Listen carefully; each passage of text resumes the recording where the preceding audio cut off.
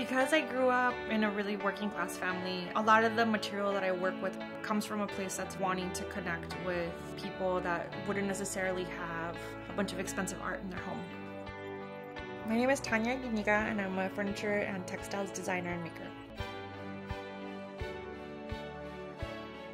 I grew up in a really large family, a really large Mexican family, and I started going to school in the US when I was 4. Just experiencing the difference between the two countries and like first world and third world, and really wanting to do things that connected with more of a working class. Those things are the things that I kind of translated into texture and into warmth and color through textiles.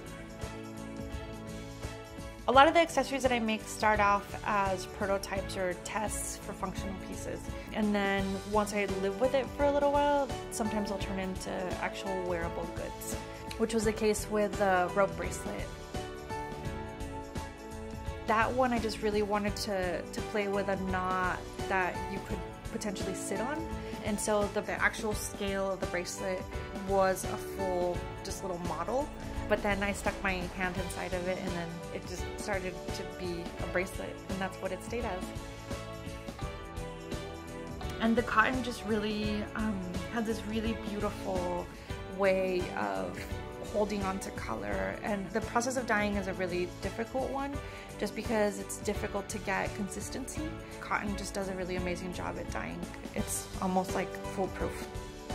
I don't sketch a lot of them out. Some of them do start as just really small like icons of the main like movements and main graphic, and then I just kind of improvise and just create as I go. When I started thinking about making the wall hangings, originally and very weirdly it started off as like jewelry for a house, but then it obviously started taking off into larger things and kind of more of a play on architecture and a play on how you can just change the topography within the inside of a house. I was really looking for something that was very recognizable and something that was available to the public that they could really connect with and bring their own history to the piece.